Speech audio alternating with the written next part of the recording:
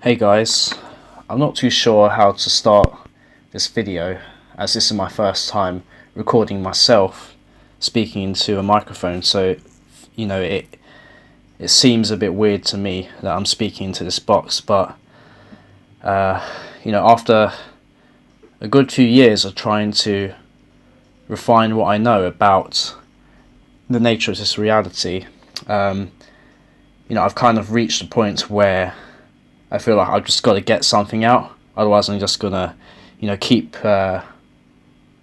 sticking around, and not actually do anything. Anyway, enough of my ramblings. So it seems to be that I'm speaking now, and you're listening to me, and something's happening here. There's some process. There's some exchange of energy happening. Something's going on. You're picking up sound waves through your ears, and that's causing a resonance. That's like inducing electrical signals which travel through nerves, which enter into the neuron complex of your brain. Gets processed by the temporal lobes, and then gets decoded into some perception of sound, which gets furthermore decoded in the neocortex, some meaning based on your internalized dictionary. Likewise, the saying goes for what you see through your eyes, what you taste with your tongue, what you feel with your hands. It seems to me that all of this is an interpreted reality. All of our sense organs gets decoded into some level of perception, and dependent upon our epigenetics, and epigenetics is just how your genes are expressed, how certain, we inherit a baseline genetic code from our parents, and then certain genes get switched on and off dependent upon environments, dependent upon our experiences, our attitudes towards the world. We will have like a different physical structure, and dependent upon what culture we've been introduced to, we seem to create our own perceptions of reality. I feel as if there's no that there is an objective reality, but our perceptions are never aligned to objective reality, and hence why you get all sorts of relativism playing out. And it's also quite interesting when you think about thought. Like, what is thought? How, as I'm speaking to you right now, and as you're listening, and you're having thoughts about what I'm saying, where are those thoughts coming from? I also question myself, where do my thoughts come from? They just seem to pop out of nowhere. But on the level of me existing within the realm of language, there is no perception, or there's no point in time through which I was aware, before the thought actually came into existence and I enacted the thought. It's almost as if in order to see that, or to observe your thoughts as they appear, there's some third person, there's some observer that seems to be separated from this thought process. And the thought process also is coupled with emotion as well. What I'm trying to say is that we have the physical body, and then there's this mind, which seems to be this sort of operating system that interacts and orients the body through this like physical domain. However, for some people, they can notice a subtlety which involves being an observer, watching this this computer program that controls this avatar, like just play out a script. It's really strange. And when I'm talking about this layer, what I actually mean to say is, what I refer to is the ego. The ego is not some abstract spiritual concept. It's a very real thing. It's even outside of my own definition of the observer, there are multiple layers to the human psyche. The human psyche, consists of, the culture. It consists of the external influences that come onto the organism and affects worldviews. There's different models, such as Jung's model of the psyche, being the ego, the persona, being these frontal language using areas, the personal unconscious, which is like the pilot in the back who's pushing all the buttons that people don't see from the front, that you're not aware of within your ego. In that state, it's this place where repressed memories lie, and this place where things outside of the scene reside, and it plays a large part into how the ego operates. It's very much so, perhaps even more so, tied to your decision making and your beliefs and your views than you might think. In fact, actually, it's the process that creates the ego. So that's really something to think about. And beyond that, we go into the collective unconscious, which is this archetypal realm, this collective pool of psychic structures, structures of different kinds, which play out in the form of mythological stories in order to represent patterns of behavior which can be seen to persist throughout different cultures, throughout different time periods. Very interesting. I think we have to look at the different parts of the brain. You've got the cerebrum, you've got the higher human part of the brain, which sort of constitutes language. It constitutes mathematics. It constitutes like intuition, abstract concepts, like social structures. Anything you can think of, like with your ego, is sort of primarily housed here. Then you go down to the limbic system. I think actually the correct term would be the midbrain. I'm not too sure on that though. But anyway, it constitutes memory recall, short-term memory, the regulation of emotions, the proliferation of the default mode network. And this is the state that our brain enters, and I think most of the activity is focused within the limbic system, but it's what we're doing when we're engaged in the least amount of effort in our minds. It's what the brain defaults to, the state that it will revert to. And like what I said before, when there's little effort being made on our part, we can be highly suggestible. So when we're watching TV or playing video games, this default network is currently running, and it's quite interesting. When you look at Marshall McLuhan's "The Medium is the Message," which I'll get into in a different video, you see that it's not actually the contents of the medium, it's not the TV show you're watching or the story that you're reading in the book, it's actually the medium itself. So the act of reading engages certain parts of your brain that is involved in like language and symbol comprehension and the application of context in association with symbols. It combines visual states and like auditory states as you play out the story within your mind. Television manufactures those the telling of the story and puts you into a very calm and relaxed state and leaves you open to a high amount of suggestibility. People might see both forms as equally conveying the second message, which is the contents, when really it's the primary message that is the contents. Then lower down you have the brainstem, or like what some other people call the reptilian part of the brain, and this is the most primitive aspect of us. This is the most ancient aspect of us. This part of the brain regulates movement, it regulates hormone cycles, it regulates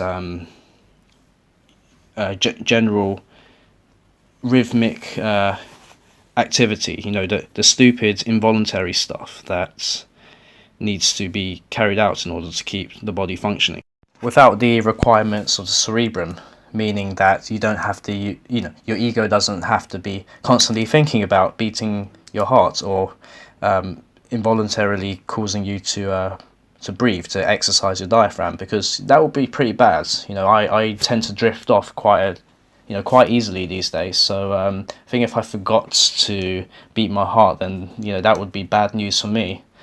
Anyway, the point that I was trying to get at there, because I have gone on a tangent, is that there seems to be like multiple layers to our minds. Our mind is not exactly this language using thing. There are deeper levels which influence our state of mind currently, and our state of mind currently also influences those deeper levels. We are very much so driven by primitive aspects of ourselves. But I also want to mention the idea of brain circuits, because you can get patterns of thoughts, that reinforce themselves in order to produce certain kinds of behaviors, whether they be positive or negative. That's what I guess habits. That's sort of like how habits form. Like if you notice that if you have a bad habit, sometimes you can trigger it by being in a certain location. So let's take an example that's probably overused now, but I'm just going to use it anyway. Like someone is overly stressed in their life, and they need to drink in order to get through it when they get back home. There's some feeling of emptiness when they get home with regards to the way in which their life is going. There's some kind of trauma associated with being in the environment, and so they will drink in that environment in order to alleviate the stress. However, once they get home, there is that there's that trigger which causes them to go for the alcohol, and so there's an association with their senses and the triggering of the habitual pattern, and it becomes like a self-reinforcing cycle where the drink will strengthen the habitual patterns, and it's very hard to break out of those patterns. That filters up as an emotional response within the ego, and then the ego enacts its habitual patterns in order to get you to take that beer out of the fridge, and likewise what caused the events which led up to you taking that beer out of the supermarket. And I'm not saying there's anything wrong with drinking beer. I'm just talking about people who perhaps have cognitive dissonance, which is just a decoherence between maintaining two conflicting beliefs within themselves. So for instance, this guy might want to actually stop drinking. Anyway, the point I was trying to get at was that we produce thought patterns within ourselves that is very much so autonomous, and there is the possibility of rewriting those thought patterns through conscious attention. Whenever we try to create a new thought pattern through conscious attention, it requires a great amount of work. Just like with any skill that we pick up, it's going to take some grounding in the neurological physiology of the brain, certain combinations of motor movements or thoughts which string together in a way that produces the outcome that we want. However, once the thought patterns have been created, they move towards becoming second nature. They move towards becoming embedded into the personal unconscious, into becoming a part of you, not something that needs to be focused upon, but something that lives through you. And this is what a lot of people don't understand about the plasticity of their own mind. A lot of people will think that they are bound by their circumstances. That's not true. I'm not perfect myself. I have a lot of shit that I have to get through.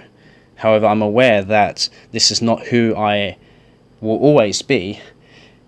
I will not always keep these ideas. Hell, I don't want to commit myself to these ideas, because I know that I do not know everything, and the thought patterns in their cyclic nature, if they become too strong, can root you in a certain identity, in a certain belief. This is how religion gets a hold of people. We can create our own habits, we can create our own cycles, we can, in a sense, shape our own reality, because we, filter our senses into this culturally influenced reality tunnel. We can create our own reality tunnel. We can think in the way that we want to think. We can respond emotionally in the way that we want to respond. But we can only take the reins of that through the observer enforcing its will upon the ego to create new patterns of thought. This is the principle of how psychotherapy works. It gets you to identify the problematic thought pattern that is causing the problem, and once you become aware of it, or once the observer has seen it objectively, it's able to circumvent it, or to create different ways of thinking about the situation, which in turn creates new pathways within the physiology of the brain. There is actual mainstream scientific backing for this with regards to things such as neurogenesis, which is the creation of new neural pathways, and neuroplasticity, which is the reformation of neural pathways. So, when certain neural networks don't connect to each other, then you can, in a sense, rewire them in such a way that they might work together. So, for instance, the way that you're physically positioned when you're learning something new, let's say you're learning a language, actually influences memory recall, because there's an association with memory and the physical state. Likewise, any other input, perhaps it's something that you see, and let's say that you went to go and listen to that song at a concert, and you took in the visual aspects of the concert, you took in the bright lights, you took in the stage, you took in the crowd. When you go back home and you look at the music video, which may have similar themes, if you're trying to recall the lyrics of the song, so let's just say you haven't got any speakers, or they're broken, but let's say we're trying to recall the song, just by seeing can trigger that association within you if the neural networks that connect the regions are strong enough. That's probably a bad example, but I think you get what I mean. There's various associations of all your senses. It's like a homogeneous system. It's not distinct as we would like to categorize it in that way. So I guess the point with this video is that we can create our own reality, and through the understanding of how our mind works, through the understanding of the subjective detriments that our minds can play on us, and using that knowledge in order to turn them into benefits. And and I'm not advocating solipsism here, which is this sort of erroneous philosophical belief that I'm the only person in existence and there's nothing outside of my mind. Everything else is some kind of subjective interpretation of myself. Partially that's true, it's a half-truth. There is also an objective world outside of us, because there are objective consequences to our actions. If I put my hand over a fire, then it's definitely going to get burnt.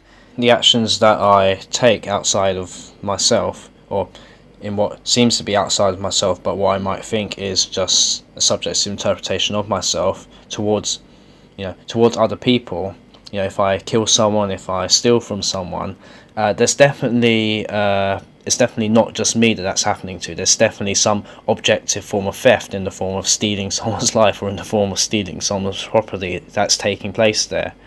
It's not just all you. Why? Because how could you have created the human structures that we see, that seems to have sprung out from the human collective unconscious, the buildings, the machinery, the technology, everything that we see around us comes out of the human mind, but is not completely out of your mind.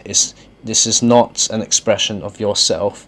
Sitting around just having like good thoughts will not affect anything unless action is taken.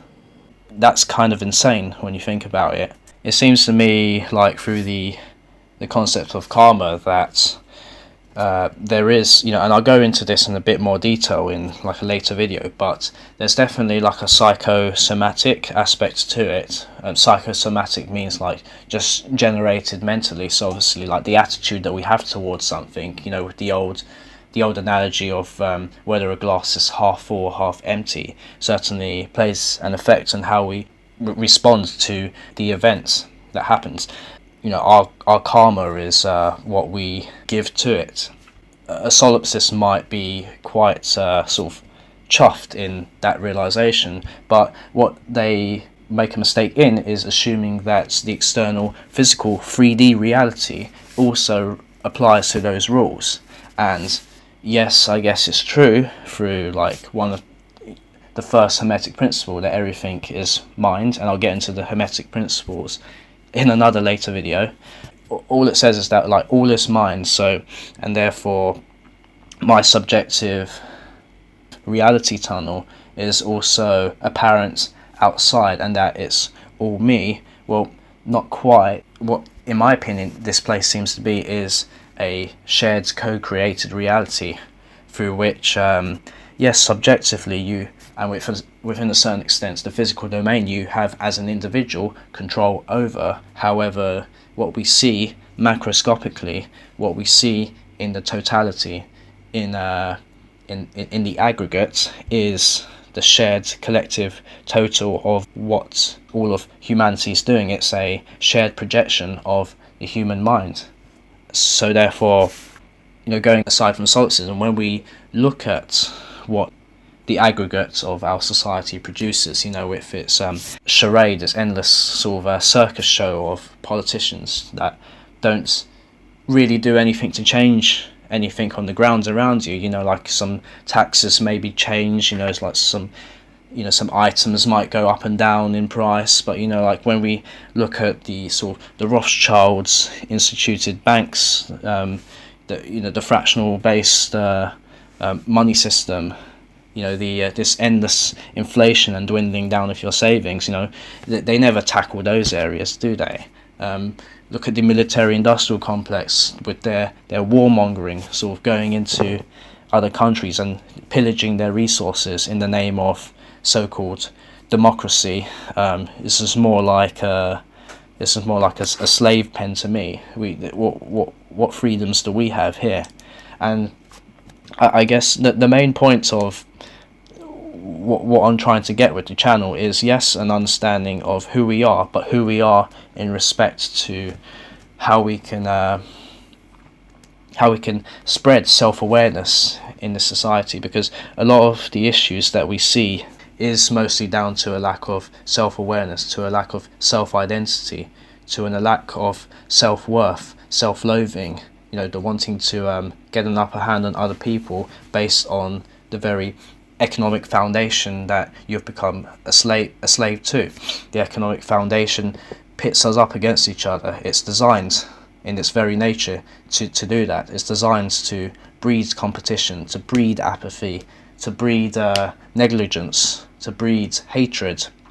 What we need to do is put that aside. We need to come together. I don't think there's anything wrong with free markets. I don't think capitalism is what's at fault here. Well, what we actually have is like a form of crony capitalism, where you have like massive corporations that are able to lobby the government in order to get special laws that sort of serve their best interests, should I say. This is insane, like, because if this was a true free market, people would find out about these sort of mega corporations and what they're doing, and they would boycott the corporations. The corporations wouldn't be allowed to get more powerful. There'll be a natural realignment happening. What we ultimately see is that this system is just an outcrop of psychopathic origins. A psychopath is someone who doesn't feel any empathy, doesn't feel any remorse towards other human beings. There's no difference between the tissue paper the psychopath uses to wipe his arse in the morning and you or like your friends or any other member of your family. There's no distinction. They will use people through charm, through manipulation. They can appear to be very sort of social. They can appear to be very much like a mass man, like the perfect model citizen. But what it is really at the end of the day is some kind of manipulation. Not all psychopaths might necessarily be dangerous. However, the point is that this system is geared towards psychopaths. If you are the most ruthless, if you are the most sort of spearheaded, then you will get a place amongst the secret societies, amongst the ones who sort of use the corporations as an outcrop in order to plant your world-dominating agendas. So you might be saying that, like, does that mean every other person that I see sort of taking part in this sort of business-oriented world is a psychopath? No, that's not actually true. I'm just saying the tiniest fraction of the population will reach these sort of megalithic positions. And through the gaining of enormous power, they are able to have influence over the cultural operating system that affects and trickles its way and preeminates everyone's thought patterns. Everything is an outcrop of the psychopathic system. They want you to inherit their values, and so that's why we get this cutthroat sort of attitude that plays out in the whole society. We got this scarcity of money that simply just gets printed out of thin air as the government sells their bonds to these private banks. So, they print that money out of thin air, but they charge interest on it because they technically lend it to the government, even though they never had the reserves to begin with. And so they and so there's interest to be repaid back. So there's always scarcity in the system. As inflation increases, we have to keep borrowing money. It's kind of like playing a game of musical chairs where someone's always going to end up defaulting. Someone's always going to pull the short straw. And money is just a form of energy exchange. But it's only when the central banks apply this interest to the money that they loan out of thin air, that they create a system of scarcity. Everyone's trying to pull as much as they can out of the system. Everyone has to fight tooth and nail. We have to constantly be churning this economic cycle of consumer, employee and employer. And we need to be constantly creating material things that we can sell, but design them to break, such that this flow of cash can keep going, such that we can keep borrowing money, such that we can keep this economy of waste going. And in the process, we end up destroying the earth, the very thing that supports us, because now life doesn't have priority. Money has priority. Money is the new god. Money now is equivalent to life, or so they make you think that it is. No, money is just, in its purest form, the exchange of energy. But instead what we have is this energy siphoning by these vampires who control the very process through which money is created.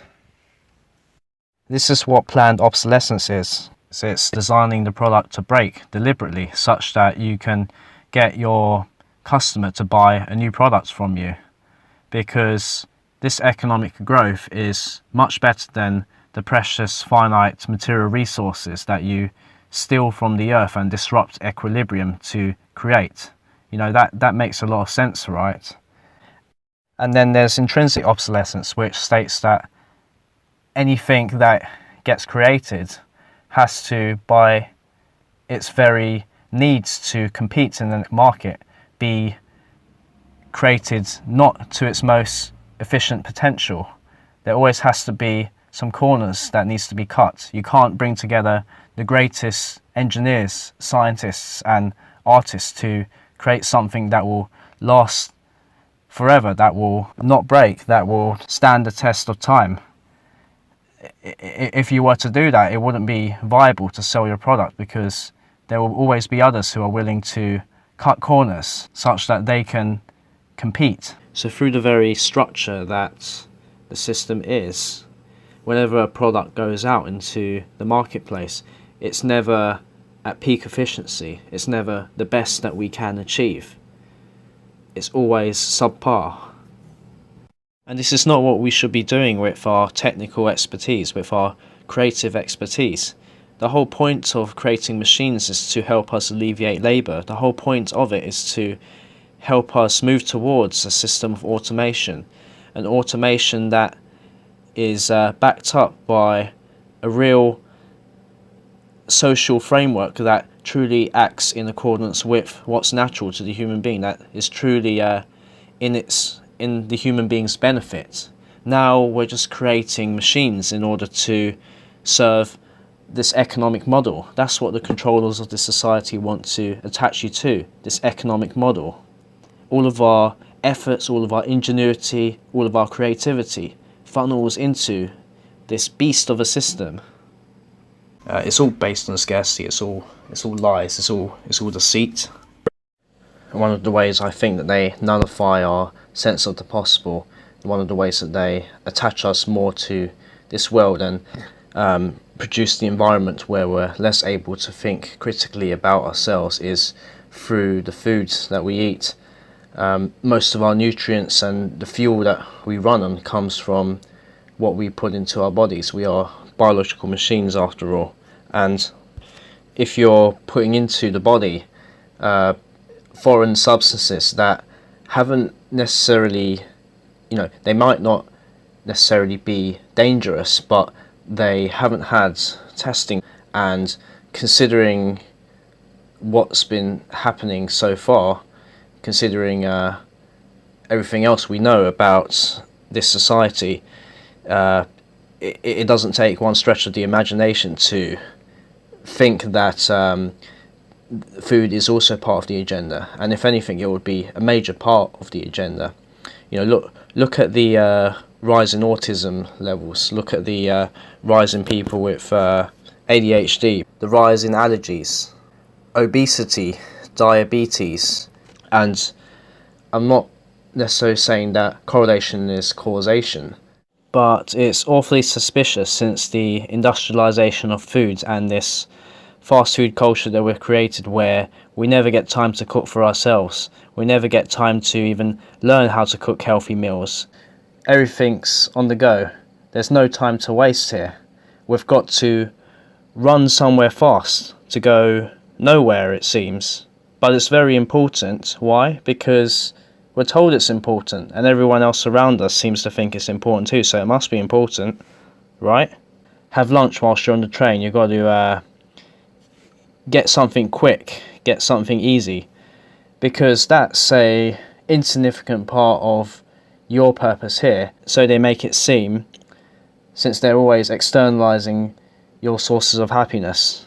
Why do you work? You work to eat.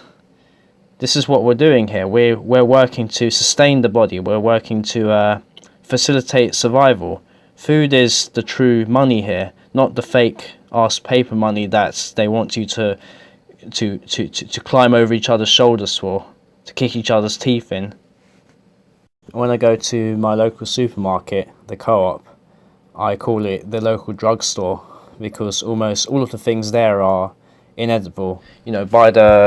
By the shop till, you have spirits, you have beers down the other aisle, you have tobacco being sold, you have aisles of sweets, you have aisles of chocolates, you know, all these things which spike your insulin levels and is a big component of addiction and diabetes.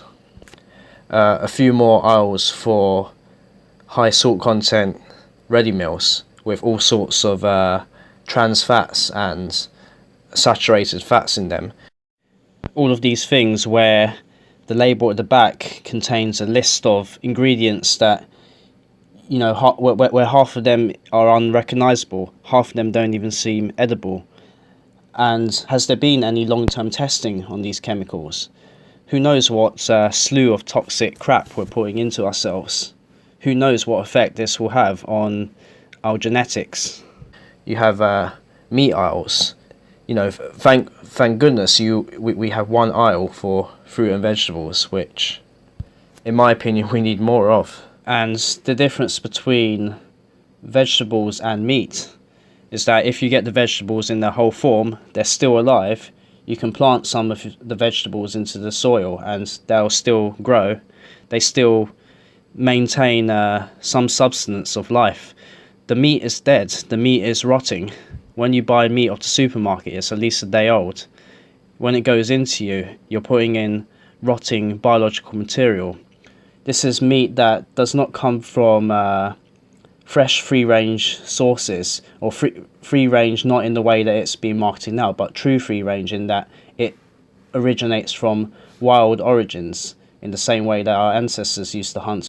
No, it's being caressed in factory farms where these animals are being pumped full of antibiotics. And you got to consider, you know, what this overuse of antibiotics will mean for the future as bacteria becomes more resistant to these antibiotics.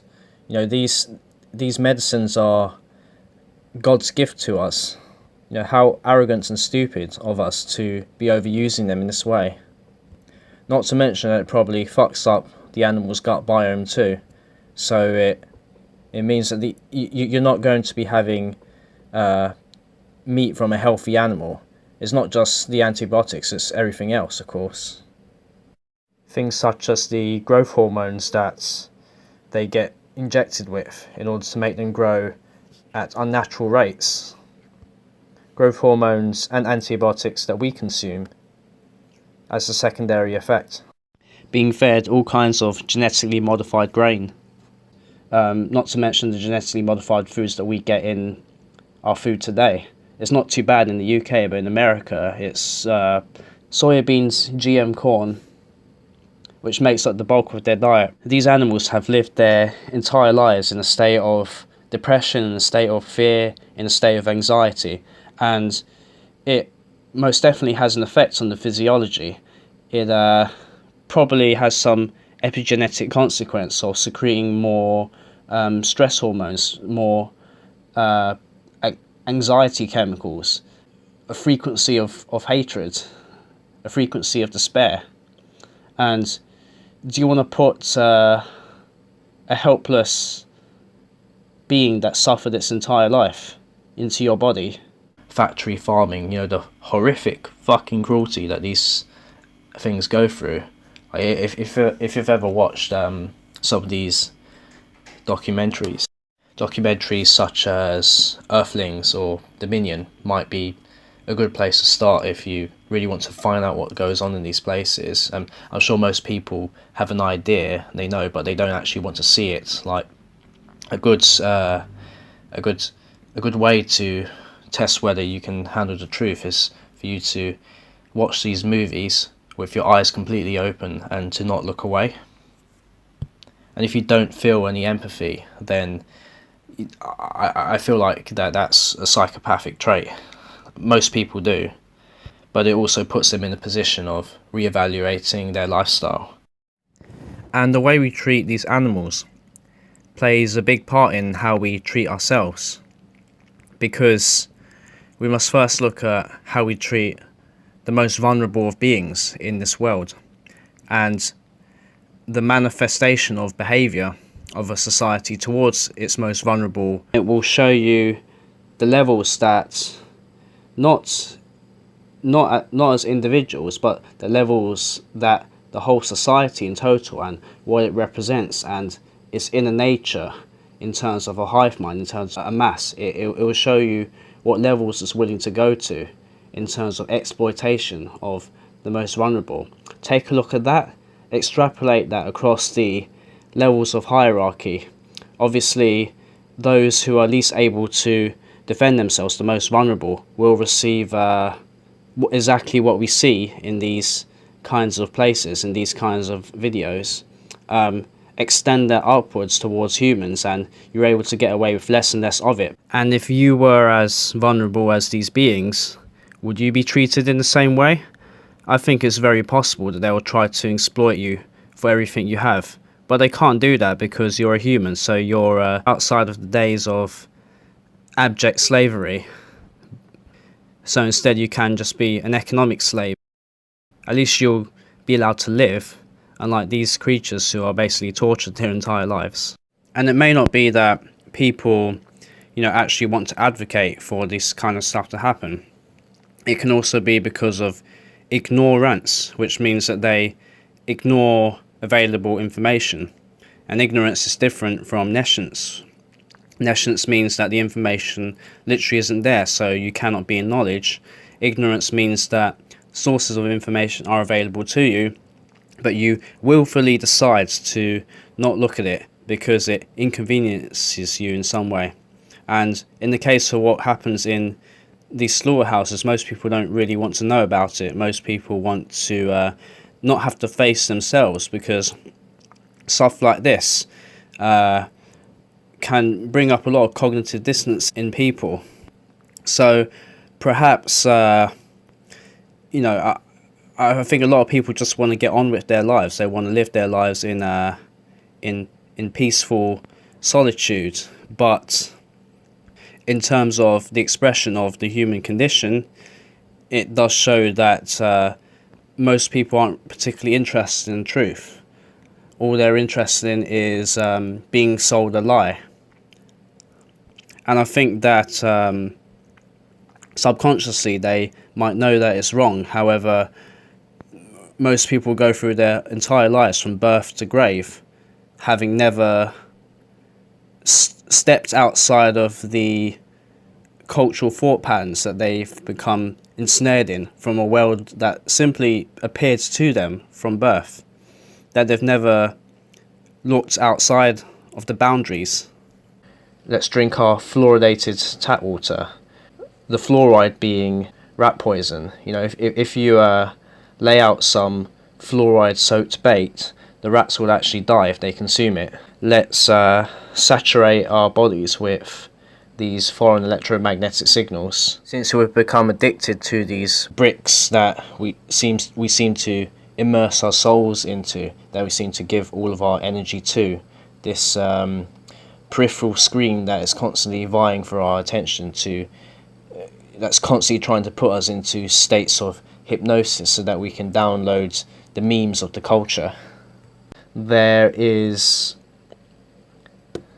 a natural range of frequencies the human body has become accustomed to over millions of years. And when I say frequencies, I simply mean states of lifestyle.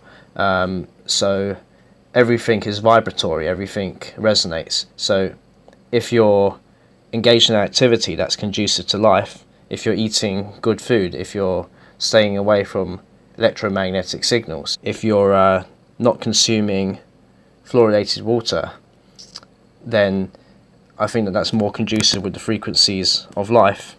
Eating whole foods, not consuming ready meals with all sorts of foreign toxic shite in it. And I go back to a point I made slightly earlier. I'll just expand on it a bit. Some of these things might just be a secondary aspect of the conspiracy. They might not be direct. However, the best word of caution I can give is that if it's anything that the human body has not had millions of years of exposure to and has been accustomed to and has co-evolved with, then you should be skeptical of it. You should do some research into it. You don't just accept it just because the doctor says so. The doctor's medical degree comes from the pharmaceutical industry, who funds those kinds of credentials. Bring your body into alignment with nature, and that doesn't mean going outside to live in a cardboard box in the street or something. Do fill yourself with the luxuries of life when they come about to you. Do take advantage of that. Just don't get attached to them, and don't engage with them unless you know what it is you're dealing with, because there are multiple agents out there who want you ill so that they can sell you a product, ill mentally and physically. Because if we can get people addicted to our products, then we have a constant stream of revenue. It makes sense business-wise. Someone will do it. Think about the worst thing that we could do as people, because we do have the capability of expressing psychopathic behavior. However, our empathy prevents us from doing it. When people say, my government will never let that happen, or this group of people would not be so heartless, there are people who will do anything to get an upper hand on other people. There are people who do not give a shit, and it's really unfortunate, because the people who say that won't ever happen are doing it out of a reflection of themselves. They're expressing their own inner sacredness, their kindness, their empathy, and they're putting it onto the people in power. They're not like you. They're a different breed of human. They didn't get to that position by being in the same way that we are. Conspiracies have happened throughout history, and we scoff at the civilizations before us who have fallen to those kinds of tricks, failing to see the unconscious condition that had driven those societies into that state, the same unconscious condition that we find ourselves in today. The government that you see all around you is a concept. It's something that is beholden in the eyes of those who have committed themselves to the thought pattern of culture. What you see is your fellow people dressing up in the uniforms, dressing up in the cult robes of the culture. There may be a few government buildings in capital cities, but supposedly this government is everywhere. Is everywhere and nowhere. And yet the operating system compels people to do everything in opposition to life, it seems. It compels them to support the warmongering, not only towards people in other countries, but towards each other. The whole concept of voting for one side of the corrupt coin or the other is insane to me. It's basically saying that I'm going to ask a group of people, not a god, just a people that happen to be called governments, but a group of people to enforce rights that I don't have as a person, but for some reason, because they are called the government, that they now have the right to represent you with rights that you don't have, to enforce laws which may be redundant, because the people committing the crime haven't actually harmed anyone else. They haven't done anything. They just they're violently being withheld from actions that they are allowed to take. And it's just really the twisting of one economic knob in favour of the particular side of the coin that you're voting for, whereas the other people on the opposite end of the dichotomy are also voting for the exact same things, but just with different twists of the economic knob to favour their group of people. Ultimately still based on the same fractional reserve banking system, ultimately based on the same military industrial complex, on the same pharmaceutical industry. Nothing really ever changes. It's just one big circus show. Look what happens to when we take those political views to their extremes. We look at Stalin's communism or Hitler's fascism. It's the same bloody thing at the end of the day. They're both two aspects of the same beast. And yet people keeps taking the same shit all the time in the hopes that things will get better. Politicians that simply just appear on the screen for a few years today and then are gone forever, never to be seen again, whilst the very foundations of the culture that they're involved in remains absolutely solidly intact. There's no changing on the fundamental level of the operating system. It's always got to be within the confines of what people are used to, etiquette that people are used to. What they're really voting for is small variations, small alleviances, or begging the slave masters for a little bit a little bit of an easier time from them, which might happen sometimes, but it seems that the disadvantages seem to outweigh the benefits. And what you find government to be at the end of the day is just another form of religion. Religion composing of two components.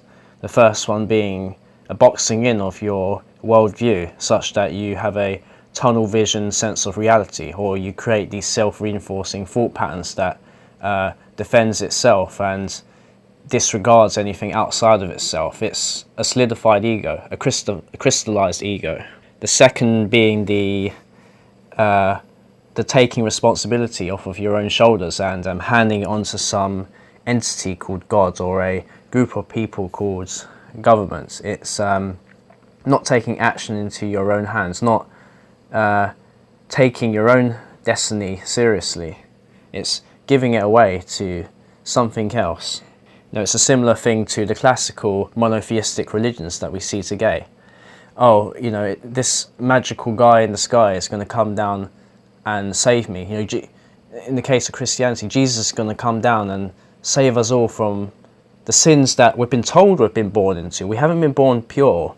We've been born into sin. We've been we're born with dirty hands, and you're broken essentially.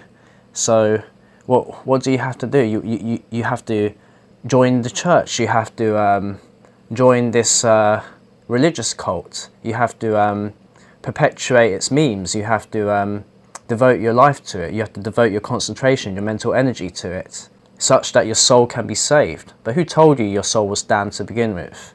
I think we're all born in the state of a clean slate. It's only until someone comes and tells you that you're broken that there's a problem that never exists in the first place. And a lot of people in these third world countries can also be put in this category of the most vulnerable beings in this planet. These countries that literally gets shit on by the West and has all their resources stolen, where millions of people end up dying in these fake wars that these megalomaniacs that are in the control of the reins of society wage upon each other. And they simply send out order followers, these soldiers that wear dog tags. They're called dog tags for a reason, because you have to be a dog to follow. Automatons that don't have any internalized sense of morality. They send them out as pawns on the chessboard to blow each other's heads off for an agenda that they've never even questioned. An agenda that is assumed to be sound because everyone else around them tells them it's so. They get rewarded. These wars don't naturally exist. Not on the scales that we see played out on the world stage, not involving millions of people, perhaps involving small tribes of people, but not entire nations. Just look at the people around you. Look at how much they know about the world. Look at what opinions they have on people living halfway across the world. A lot of these people, they couldn't give a fuck. And I guess rightfully so. What business do we have with those kinds of people? Unless we want to do something constructive, they haven't done anything to us. They can't do anything to us. They live so far away. No, a lot of the times these wars are fake. It's just for the octopus to spread its tentacles into other resource-rich lands, such that it can implant its fractional reserve-based banking systems, so that it can steal the country's resources and turn its citizens into economic slaves. That's really what the wars are about. Human cattle, human real estate.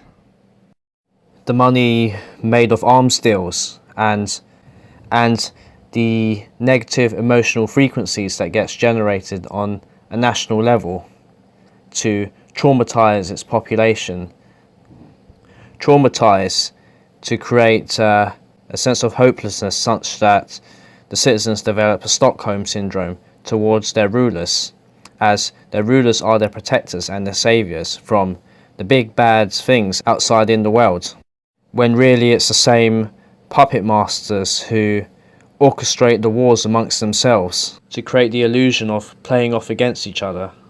It's not the leaders, it's the people who allow these tyrannies to come into play, and it's the people who follow orders in order to essentially cause a mass genocide amongst themselves. It's the people who just follow a malfunctioning program, malfunctioning script.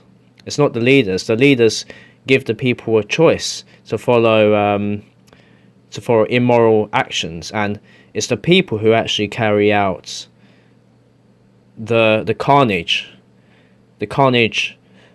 onto themselves. That's the crazy thing about it. The leaders haven't done anything.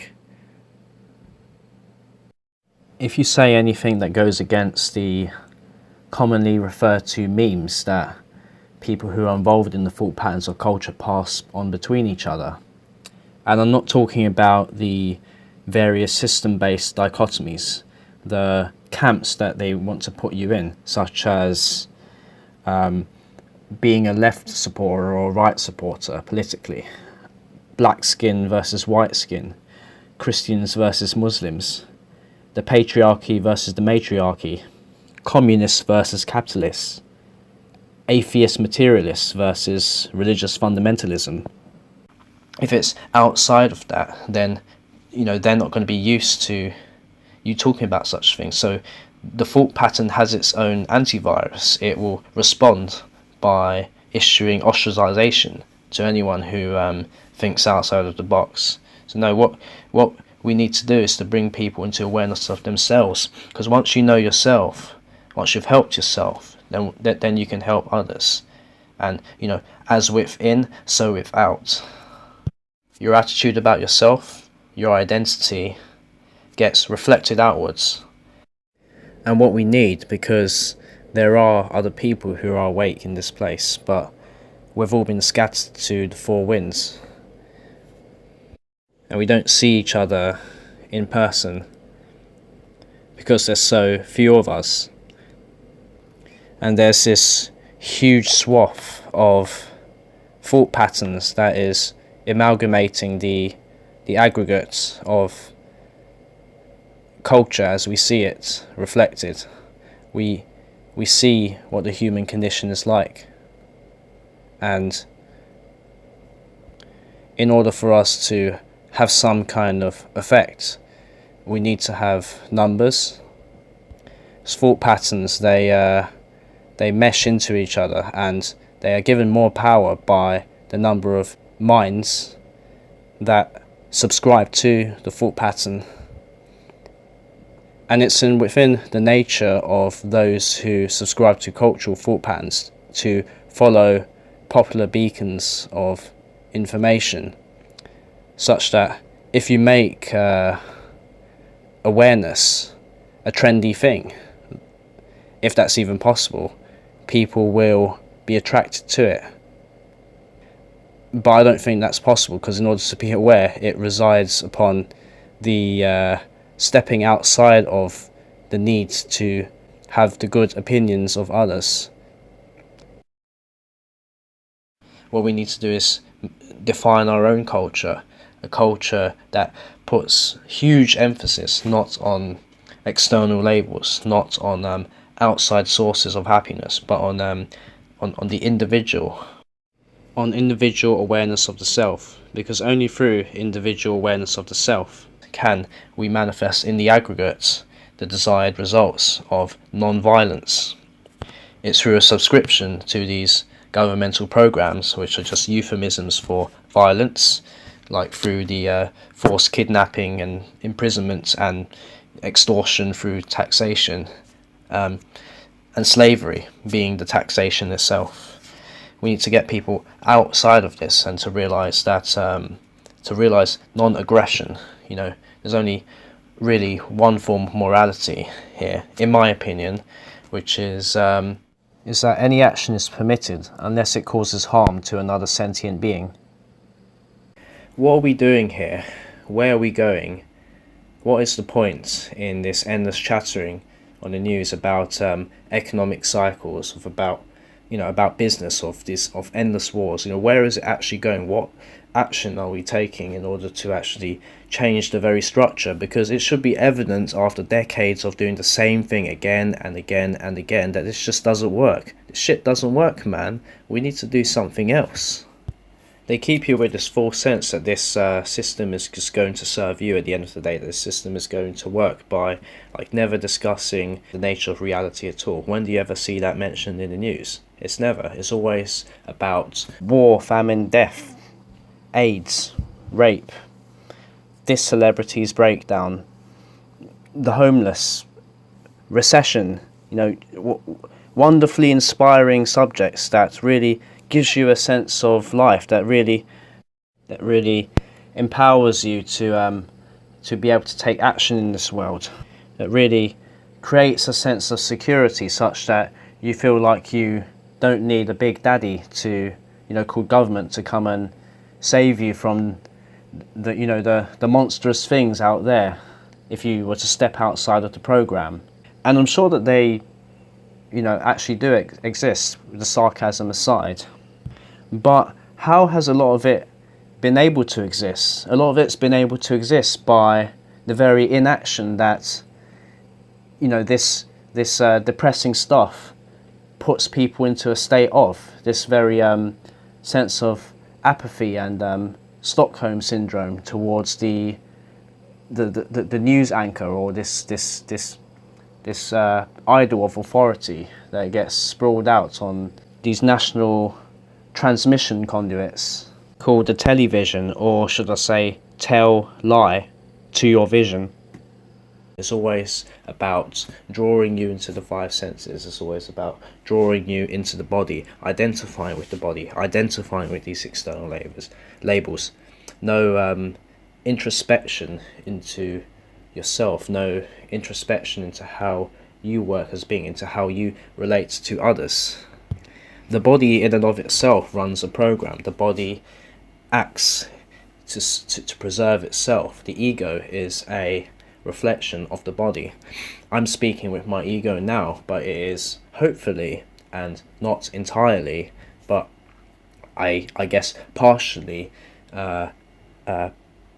being controlled by this observer. But yet I know that it's also fallible. I know that it's part of this place, and this body runs programs in order for it to self-destruct if it's been given bad programming. What is the nature of human beings? The nature of human beings is not this myth that we're like these violent, bloodthirsty savages. That's just the myth. That is the human condition as we see it now. Like the true nature of human beings is that human beings are programmable. We give the human being the right input, it produces the right output. I am programmable. The observer has programmed this ego in order to control this body in a certain way. It's ultimately like a vessel for experience, in my opinion. It's this focus of attention. I guess I guess I'm putting this out here because I've been told by other people that what I know might be useful to some other people who are going through similar experiences to me. Some other people who might be, pretty confused about what's going on here. It is really confusing. Everything seems to be inverted in this place. Everything seems to be upside down. But there is community here. There are people that we can commune with. We're not entirely alone in this place. And I guess the point of my channel is to try and bring together like minds so that we can talk about these subjects and perhaps try to find a way for us to make an impact in this world. Because I think, at least for me, the only thing that hasn't stopped me from giving into hopelessness is the understanding that we can create our own reality. Like all possibilities are open, and it just takes a choice, to choose whether to fall into the thought forms of culture, to identify with your five senses, or to grow yourself as a spiritual being who's just having a subjective human experience. And the reality is that there's little an individual can do, because the thought form is disempowered. Thought forms become powered by the number of participants taking part in it, and the more it grows, the more those who are susceptible to just mindlessly subscribing to thought forms, i.e. most people, they will become attracted to it, and we can gain momentum in that way. We'll be able to get a portion of the hive mind to follow in this new thought form. At least that's the hope. Once there's a critical number that's been reached, then we stand a chance. And, the reality is that it's unlikely that we'll be able to do anything. It almost seems hopeless, but for some reason, we've reached this point where we're not going to just give up our souls. The soul, whether being just a metaphor here or a literal thing to mean the observer, or slightly less focused attention, but just in different dimensions of being that is not perceivable by the five senses of the human apparatus, and yet still constitutes ourselves in the same way that this frequency of the material plane constitutes one aspect of ourselves. Perhaps it's superimposed, perhaps it's simultaneous, but I'll get into that in another video. We're going to leave this place, we're going to leave this world with our souls intact. We're not going to give it away to these vampires who just want to steal our novelty, who wants to steal our creativity, who wants to steal our potential. No, we're not going to go out that way. We have dignity in ourselves. We have respect for ourselves. And, throughout all ages, someone has to bear the flame amongst the darkness. Else, there is no hope. And, even if I go out trying, at least it will be a life worth living. At least we'll be able to redeem the human spirit. To give in to hopelessness, to say that we're totally powerless, is to play a part in the problem, is to become the problem. And hopefully people who are listening to this video want to be part of the solution and not part of the problem.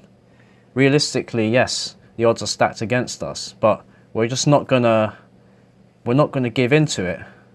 We're not gonna be like them. We're not gonna subscribe to their values. And I know that, when all of us goes back to work or goes back to school or whatever, there will be constant social pressures that will be always trying to pull us back into the thought forms of culture. Like, don't buy into it. exist within it because you have to, but don't give your authenticity away. Don't give your soul to that beast. The ones who have already done that were born in the same unprogrammed state that we all were, but for some reason we've kept on to that because we understand that it's an important aspect of our own development, in our own understanding of who we are. And they've fallen so far from it, and they've crystallized their ego so much that they can't even remember that points before the programming. They're completely unaware of it. They're in a state of amnesia. They're in the situation where they actually believe that the thoughts that were seeded into their minds by external influences is the be-all and end-all of reality, is the final frontier, where in actuality all cultures throughout the past have considered themselves to be the heralds of truth. All cultures have been faulty in one way, shape or form, and ours is no different. We have to put ourselves into situations where we can create things, because this world is a world of consumption. This world is a world of unconsciousness. We need to implant consciousness into this place. We need to create self-awareness, and we can do that by showing the internal nature of us outwardly through art, through music, through expression, through technology that's oriented to benefit society and not to benefit an economic model. And for those guys who have developed sufficient gnosis so far, will have a intuitive understanding that this place is all one. And just because this place is all one, it doesn't mean that we should love everyone, because there are those who will take everything from you. Not only the psychopaths, but obviously everyone else who inherits their values. And so I only love those who have the capacity to love. And those who are capable of loving understand that the love that they put out of themselves is not sacrifice energy, because if you make sure that the society around you is in harmony, then it all comes back to you. If others are happy and are capable of taking care of themselves, then naturally they'll extend that to others. It all comes back to you in the end. It's, I guess, a form of altruism, but it's also selfish at the same time. It's selfish altruism. And to those who are incapable of loving, to those who believe the bullshit lies that they've been told by their society, that this is a game of dog eat dog, that this is a game of savage survival, that we have to fight against each other over petty, small little material things that we've been told is a source of happiness because they've knocked that out of us internally. Those are the ones that you shouldn't love. They are the ones who have incorporated the psychopath's values, and they will suck everything they can out of you because they've lost their own self-respect and now they feel the needs to do that to others. So don't let those people steal your love. You have a finite supply of that. And you need to reserve your energy because you have something to contribute here, because you are special. And I don't mean to say that in a pretentious or patronising way, but more to say that we don't know how far we can go. We don't know what's the limits of our consciousness here, how much we can manifest here. It seems to me that we have unlimited potential, and in each one of us there's the capability of pushing that capacity to grow to its very limits.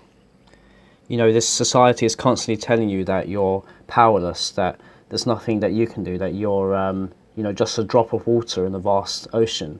But that's not true at all. You know, I truly believe that just one person is capable of doing many things. We just need to allow that meme to resonate within ourselves, bring it out of ourselves, and show the world who we are, not the labels that the world wants to give to us and wants us to identify with, but what is the internal nature of us that we were preordained to be born with in this place. And each person has that inside of them. Each person is unique in that way. And we need more variety here. We need to get out of this mundane robotic consciousness, which is simply just a bunch of, it's a process of meme replication where everyone just parrots the same things all the time. And these memes create a sense of reality amongst the people who subscribe to them, because all they're simply doing is looking at their peers and looking at how they're also repeating the memes. All these memes coming from outside of themselves, but nonetheless they're repeating it to each other and validating that what they've been told is the truth, when really what they're actually doing is suspending a bubble of ignorance, because they don't really want to look at what's actually true. They're not willing to say, well, hang on a second there, you know, what you said there might be true, but I don't know within myself. I haven't put it through my value system. I haven't put it through my logic.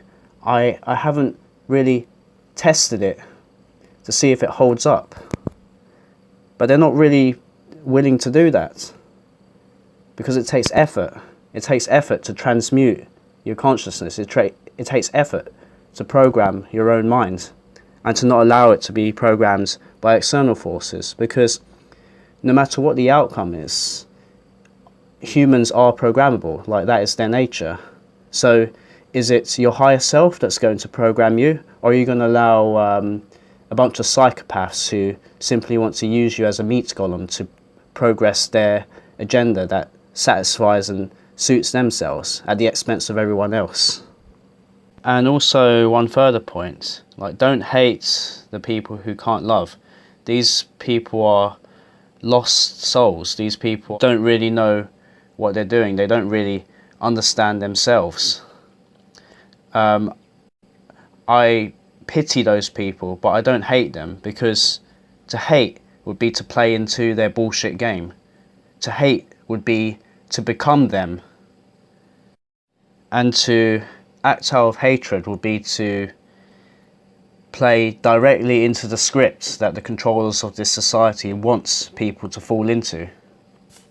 And you know what? I understand, or I think I understand why they do it, why they choose to go into the ego, why they choose to follow ideologies, why they choose to commit themselves to memes of death. Like, it's a scary thing to step outside of your own programming. It's a scary thing to face the ostracization of others. It's a scary thing, like, not knowing what could possibly be beyond the veil, what could be behind the stage. It's scary. Like, even though what the masters of this society has created is a slavery system, it's still attractive if you don't know anything outside of your current predicaments. So it's easy to see why they choose hatred over love. It makes sense. And, you know, we were all born without discrimination. We were all born without hatred in our hearts. It's only until this psychopathic system drills into us that we live in a world of scarcity, that we must fight tooth and nail to the death in order to get just a small advantage over our fellow peers. Like, it's like these people are fucked, but I guess, like, we can only feel sorry for them. And of course it's all on a spectrum too, and I have met, like, people in the hive mind who are truly good people, but their goodwill is just being played against them, such that despite the fact that on a relative sensory level, on a 5 sense kind of scope, it does seem to be that they're contributing to charity. Since charities can be more metaphorically seen to be like a plaster that you put over a wound, but we constantly have to keep putting plasters over the wound because it doesn't heal, because with our other hands we're also jabbing the wounds with a stick and they're both simultaneous aspects of ourselves. So by merely being who we are the stick and the plaster at the same time. So charities don't go right to the problem, they just act as a band-aid, as a temporary solution, a mechanism of absolving your responsibility to an organisation, to a group. It's saying, hey, give these people your fake fiat money and they will solve the problem for you. You don't have to know what are the causal factors that creates the problem in the first place. Charities that help people in the third world, where the very plight that is essentially a byproduct of our extortion of those third world countries, being a third world consumer plants that we are. It might seem good on the surface of things, but they can't see how they're being played into taking part in a much greater machine, a machine that's a all-devouring beast that will end up destroying itself, like a cancer essentially. And it's unfortunate because it's very hard to shake them out of it. There is no institution, cult, religion, group, label, camp that will come and save you. There's no organisation out there that's actually going to push this forward, because the very mechanism of joining a hive mind, of absolving responsibility and understanding for yourself personally onto an external group, onto a crowd, is the very cause of the problems in this world. The solution, yes, it does come through numbers, but it comes through numbers of individualization of people who know who they are, who are confident in their own abilities to truly affect the landscape of this society. Know that the solution is actually you. You are the solution. But most people don't want to know that, because it means that there's now a responsibility on their shoulders in order to push forward their own authenticity, in order to create their own system, create their own culture. It's all on their shoulders. And instead they would rather put their faith in some ideology that allows them to just go along with the flow. No, it has to be you that takes action here. And when they go along with the flow, they may get that psychological urge that something is happening. You know, it's really strange, because when I hang around in crowds, and if it's some kind of activism, I really do get that feeling inside of me that I'm part of this power structure, that, you know, we're capable of doing something together, which is true, but only in the case where we do know ourselves. See, what's actually going on is we're just rubbing off on each other's good feelings because we've amassed some kind of organization, when actually we're not focusing on the context of why we're there and really understanding to the most fundamental of levels why we're doing what we're doing and where this group is taking us. Now, a lot of the time it's just this unconscious mechanism, you know, that unconscious mechanism which can be led in any direction. If you're overly emotional, then you can become attached to these ideologies because you now have an investment of energy, and then you can start acting irrationally around the ideology, which is not where we want to be. There's a subtlety between amassing a group and creating another religion here. And this may not apply to you, but it does apply to me, and maybe what I say here can help other people. But I want to also make a point that you shouldn't have a stake in the outcome, because I'm not going to say that I'm going to become part of the problem by saying that what we're doing here is impossible, but it does seem like yes, the odds are stacked against us, like I've mentioned before. So whatever the outcome is going to be, whether we end up destroying ourselves or not, don't feel disappointed in what happens. Just know that, you know, your actions and your intention and where you put your energy has been put in a good place. It hasn't been wasted. It hasn't been churned in the machine of death that they want you to put your energy into. Know that you at least tried, you know, and that's the only thing we can do here. We can only try. It's the very least that we can do. I'm making this video so that we can all sit together and share our ideas and have some kind of a discourse between us, have some kind of conversation, because if each one of us puts together our own subjective interpretations of what's going on in this shared reality, then we might be able to find patterns, and with that we'll be able to get closer to what's really going on in the objective world. I'm going to head off now, but I'll probably leave my contact details in the description, so if any of you guys want to get in contact with me, please feel free to. And I'll be making more videos soonish, hopefully. I'm pretty busy right now, but yeah, you know, thanks for taking the time to listen to what this randomer has to say. Have a great morning, evening, what have you. Adios.